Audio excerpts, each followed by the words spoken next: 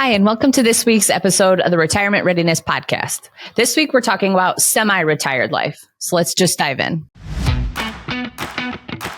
The Retirement Readiness Podcast with Tim Regan and Katie Umland. Presented by Prairie View Wealth and Tax Advisors. Live your 2 life.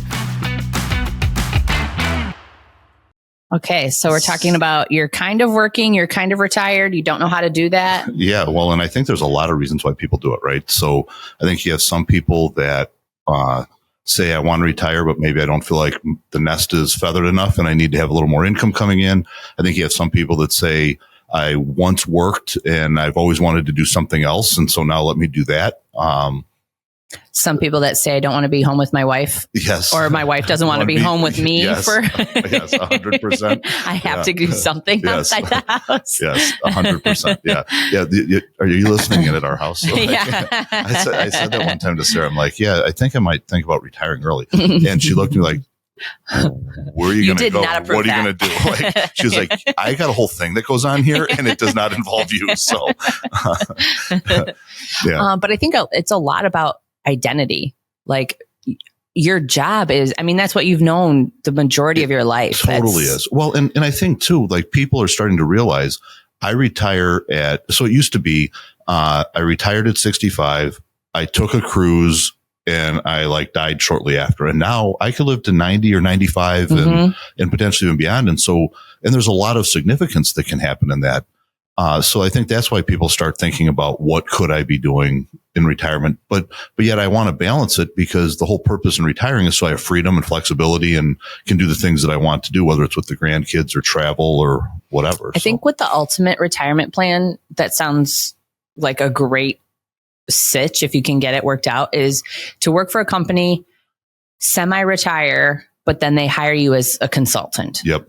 Well, there are so many people that makes a lot of sense for, but what happens, what's so funny with that is the window to do that is extremely narrow, meaning like just 6 months out after you retire, you don't have any relevance anymore. Yeah. It like all of your contacts have moved on. You kind of lost a step in the industry. So it's like, if you're thinking about going that path and you're like, I've been a professional my whole life. I want to retire and then I want to go into some sort of consulting. You have to strike while that iron is hot. Okay. It's a good tip. Yeah. And it's in different industries obviously are different, but what we find is that wears out pretty quick because, like I said, you lose a step.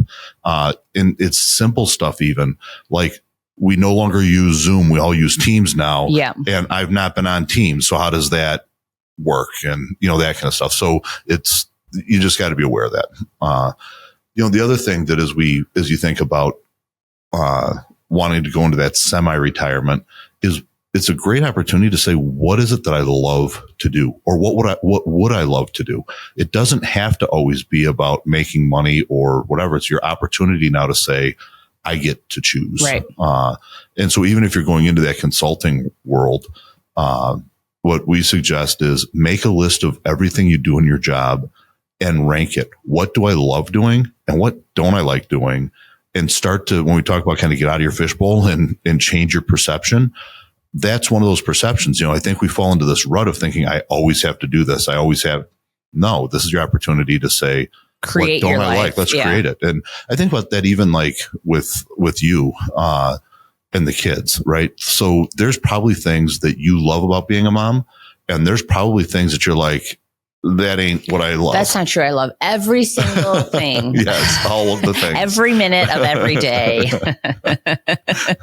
Yes, all of the things. Yeah. And I thought about that even like with Sarah. Like there are things when I want to retire that she probably wants to retire from too. Like at our house, there are a lot of things that she does on a daily basis that I'm not involved in. That probably don't even know she's doing. I do not. Yeah. I guarantee that. Let alone even know how to do. Right. That when I think about retirement, there should be a retirement there for her as well. And really looking to say, what are those things and how do we change that fishbowl so that we don't have to be doing them? And I think, one that she'll never give up, but comes to my mind is laundry. She won't give it up because she likes the way she does it. She wants to come out the right way, all those types of things.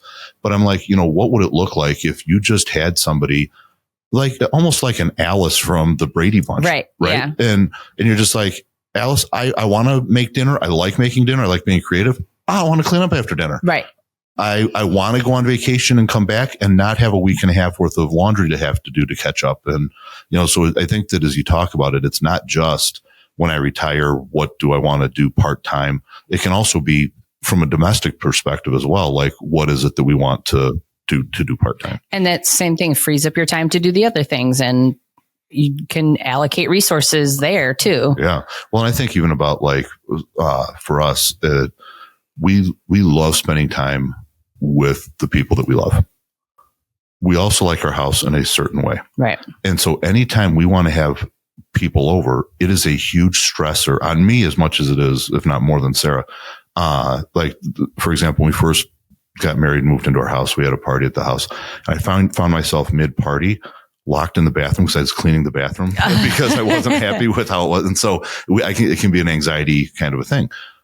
But then if I looked at that and said, what if we did have an Alice who was there, who was making sure that the house then that would completely change the happiness factor of being able to enjoy having kids and grandkids and everything. Alex and I talk about a lot of times, like, we'll see our friends or other people we know that are having like parties or going and doing different activities with their kids. And we're like, how are they doing this? Like, that is not fun for us. Yeah. Like, it is not fun to have 100 people at your house with kids. Like, how are they doing that? Yeah. And we're like, I think they just have a lower threshold of what they think is acceptable. Yep.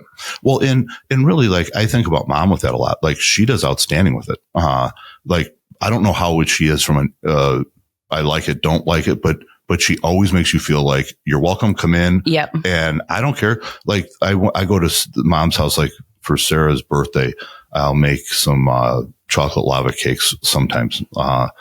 And I know that if I make them at home, it's going to be a huge mess. It's nothing that I want to have to deal with. Thank you for this for my birthday. Yes, I hate this. Exactly. And so like, I'm like, hey, Ma, can I come make some cakes? She's like, of course. Like, yeah. And so it's like, but yet she is particular in how she likes her home also. And so it's like, is it a mindset? Is it exactly, just what causes that? And, or if I had an Alice, would I be happy? Would I be happy doing that? Yeah. Yeah. So I think that as we this is the first time I think we've ever gotten off topic. Ever. Yes, ever in a podcast. Have we talked about retirement yet? But as I think about like, what does that part-time work look like or semi-retirement? I think it is a broader conversation around what do I want my life to look like and where will I find significance and meaning? Like for some of our clients, we've got a number of them that are starters out on the golf course. To me, that wouldn't be my thing, but for them, what they enjoy about it is it gives them 2 or 3 days a week where they have purpose. They have to get up and get out there. They're outside. They get to talk to the golfers that are there and be social. Yeah. It gives them discounts or free golf when they want to golf. Like, there are benefits to that whole thing, for them. But I think, like, for me, I don't know if that would be my thing. I think about, but I never think about myself as retiring either. Like, it's funny to have that kind of mix that you play around with. And I think about people like Alex. He's an industrious person. He likes to do things, but I don't know that he could go from what he does now to scaling that back. It's like he would have to do something. He'd fill it with something. Yes. Yeah.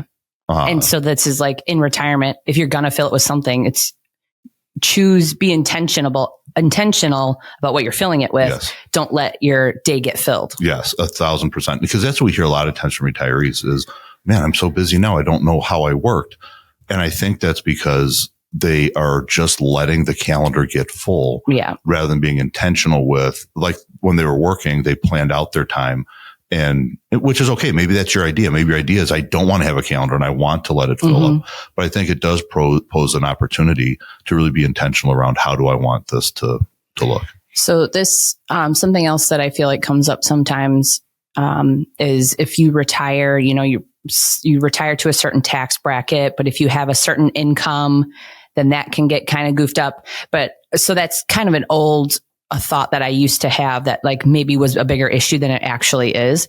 And something that I've learned in our podcasting together is like, I feel, so I'm asking you to correct me when I'm wrong, but what I think you're going to say is choose your lifestyle. Don't let the tax bracket or tax.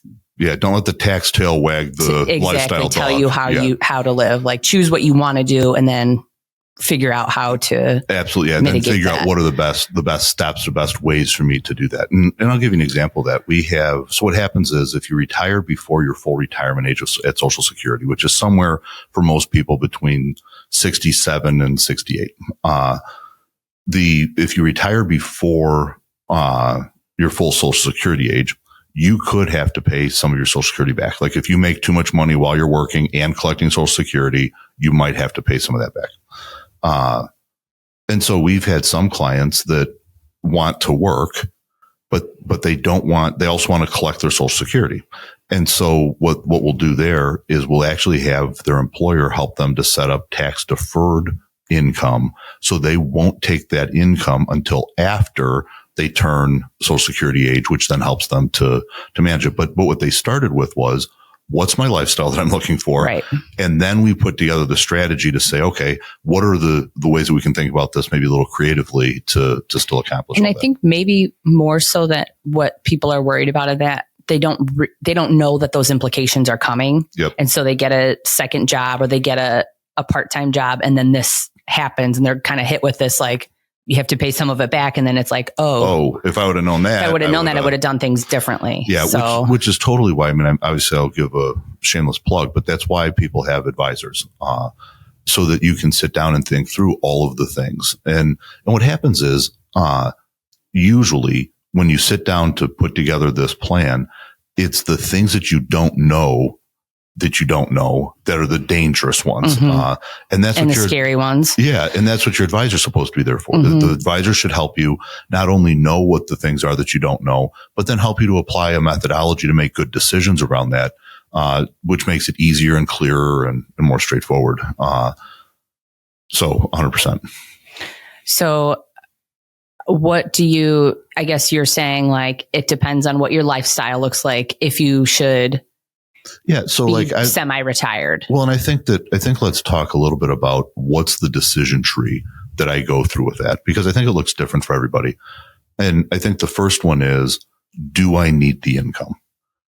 Could I retire? Like, is my full-time gig enough that I need to just retire and not do this full-time anymore, but I'm not quite to the point where I can retire and feel good financially? That's a different problem set than, I'm good financially. I want to retire, but I also want to have some significance and meaning and do some of the things that I've always wanted to do. And so as you go down that decision tree, let's assume you're in category one. Maybe let me back up. Regardless of what category you're in, it should start with, what do I like to do? Mm-hmm. What do I want to do? Not what could I make money at? Because if you're going to look at what could I make money at, stay working full time. You're going to make the most money doing that. Yeah. And so start with, what do I like to do? And then apply that to, how do I want to try to have a part-time job, and put up your non-negotiables. Like, I think about some clients, who want to be able to watch the grandkids 2 or 3 days a week. Well, then you can't have a job that's going to be fluctuating. Like, sometimes I work Monday, sometimes I work Friday. No, you've got to have a pretty good schedule. We have other clients that have, say, a lake house that they want to spend the weekends at. So for them, finding something. You don't work Friday and Monday. Exactly. Find something Tuesday, Wednesday, Thursday, maybe is the right 3 days to work. Or maybe it's just equally as important as figuring out the things you don't want to do. I don't want to watch my grandkids. I don't want to be available all the time. No, exactly. I don't want to go to crochet class with my wife. Yeah. Well, Sarah told me the other day, she was like, I want you to go get a manicure with me. I'm like, all right, on the list of things that's never happening, like that. Like, it's 2025. Guys are allowed to get manicures now. Yeah. I'm not saying they're not allowed. I said this guy is. And so, like, you look at that, and I'm like, you have to find that happy balance of, okay, how do me and my spouse come together, and what is important to us? I think I've shared a lot of times, I don't see myself ever retiring. I like to work. That's if people ask me, what's your hobby? That's probably one of my hobbies. Tim, that's sad. It is. But I think it's okay because in my work, I have a lot of outlets. Yeah. Writing the book, creating the podcast, being a financial advisor. We have a number of different businesses that we can be involved in or that we are involved in. So I have a lot of creativity in my work, and a lot of when you work for yourself, that's a different story. Yeah. But for us, like Sarah is a night owl who tends to sleep in some in the morning. Me, I'm a morning person. And so I very easily could see me work from 6 a.m. till 1 p.m., her to have her morning, maybe go work out. And then starting at 1 or 2 in the afternoon, we have all evening that we now are sitting at the beach or taking a walk on the beach or whatever. Like, and to me, that sounds pretty appealing. And probably allows us to check a lot of the boxes. And so as people get ready to enter that phase and they're like, I want to retire, the benefits to having that part-time work are a few. One, it can allow you to retire earlier because maybe you're not at the point where you just want to have nothing on the calendar and don't want to have work. It's a good middle ground to help with that. Or if you need the income, or if you just feel like I've accumulated a lifetime of knowledge and experience, it seems silly for me to now when I'm at my peak to then kind of pull the plug and decide I want to retire. And so that, I think that's where that working part-time in retirement can be a key benefit, I guess, for some, as long as it fits in with that lifestyle of, I want to be able to travel or I want to be able to see the grandkids, all of those kinds of things. Fill in that first and then see where 100%. What time you have. What do you have left? And I think too, like, it's so funny when people start talking about retirement, we have this conversation a lot, where you have somebody who's maybe late 50s, early 60s. The stressors of work are really kind of getting to them. They're sick of like that old Dunkin' Donuts commercial. It's time to make the donuts, right? Getting up every day to do the same things. But then when you think about it, you're like, if you were talking to your 25-year-old self, your 25-year-old self would be slapping you. Right. Saying you make this much money, you have this many vacation days, you have this much freedom, you have this much. And so a lot of times as people enter that phase of their life, it's almost like they have a guilt around or a pull.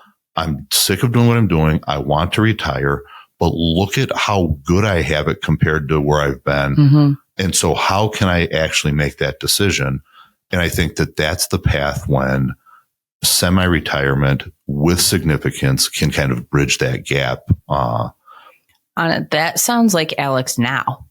Yeah. Like, and that's not even like, he's obviously not even considering retirement, obviously, but like, well, no, you have a lifestyle that needs to be maintained. Considering, I mean, he's not even considering a different job, but like when he starts thinking about those paths, he's often gets in that cycle of, I have it so good here. How can I even think about something else? No, 100%. And so I think that's not just retirement. It isn't. And a lot of times that's when we talk about, how do you shatter your fishbowl? How do you live your 2-comma life?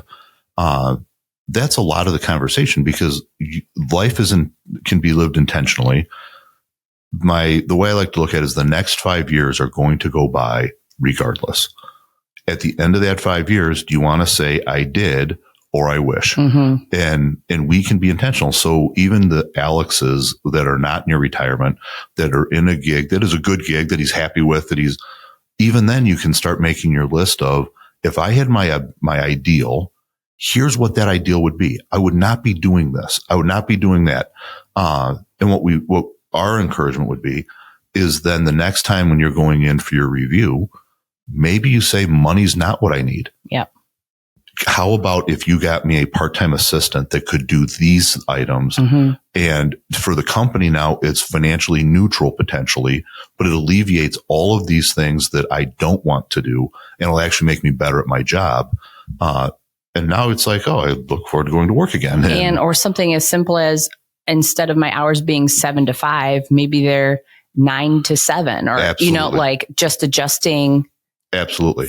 Like that could potentially have no impact I look on the company, but a huge impact on your life. Absolutely. Well, I look at Kelly, our sister, when she went back to work, it was outstanding for her that for me, it did not sound good. I'm a morning person. I ain't that morning person, right? Like she was working She 5 starts at a.m. 5, to, but I think she's done at 2 or something. So she has all night with her kids and lets her be a full-time mom, but yet gives her significance and meaning and a meaningful income and all that kind of stuff. And so, there's all of those things where you can start making those lists. And what happens a lot of times for people is they build this picture of what they think it has to be or what it should be. We've talked about that even when people hit retirement. Here's what I think retirement should look like. Don't shit on yourself, right? Let's be intentional. And so part of our process is, let's start with identifying what are the things in life that you love to do that you want more of. What are the things in life that you're really good at that you're like, yeah, I have a unique capability in this area.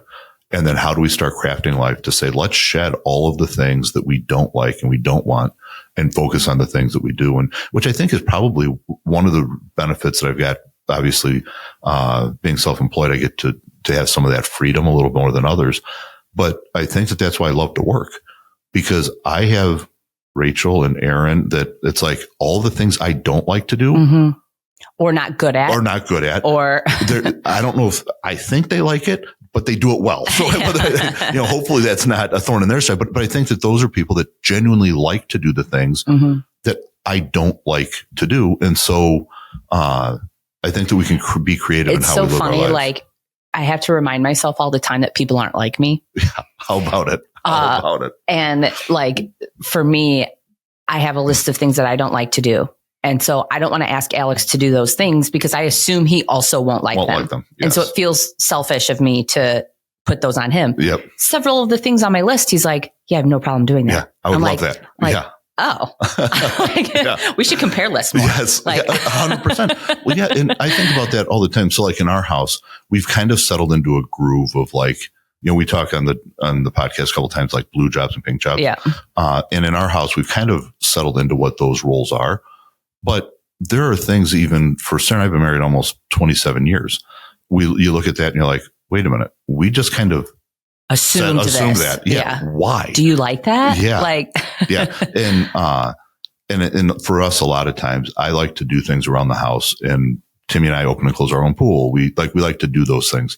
But as I think about retirement and I think about us wanting to travel more and I'm like, yeah, I enjoy that, but not as much as these things. Right. Would I give it up to travel? And so if I could find a way to start shedding these, what would that free me up to do in other areas? So it's just funny when you have to like step back for a second in all areas. It's like, oh.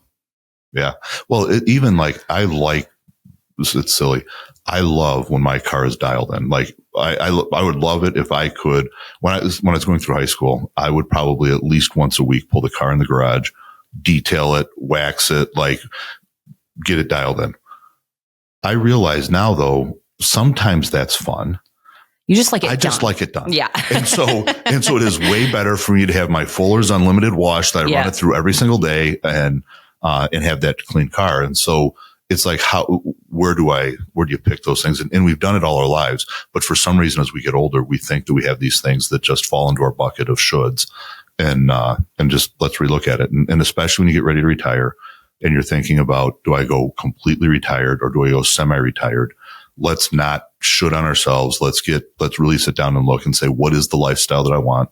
And it's so funny. So I know we've mentioned it before, but I think for Sarah, one of the things that she would like to do, which I couldn't stand, is she would love to be a waitress at a resort where she's a beach waitress. She would love, she's like, I'm outside, I'm in the sun, I'm by the water.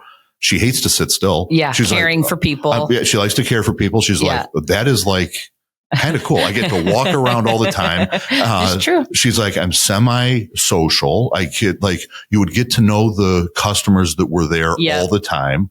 And you're like, never. I'm like, what? Does not compute. I'm like, all right, well, maybe we'll get a place on a beach and I will let you bring me drinks.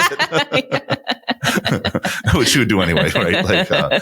And so everybody does have their different take on that. And when I think about that picture, that could really become a pretty cool lifestyle for us in retirement. Like if that's something that she would enjoy doing, she and I both want to spend time through the winter time, especially at a beach. And so it doesn't have to be what have you always done? Right. I think a lot about even Sarah's Aunt Sue. Sue is an artist. She is just gifted and is outstanding. And so when the corporate work, she decided was not what she wanted. She was an artist for a period of time, and she traveled and she sold her art at different venues, whether it be like Frankfurt Fest or, Fall Fest, all these craft shows and all these places have those things.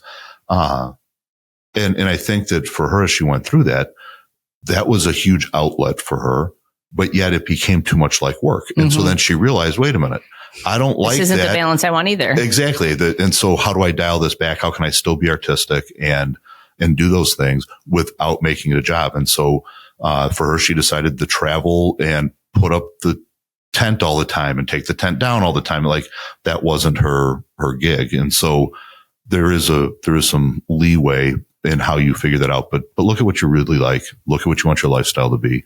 And then let's put together a plan. Cool.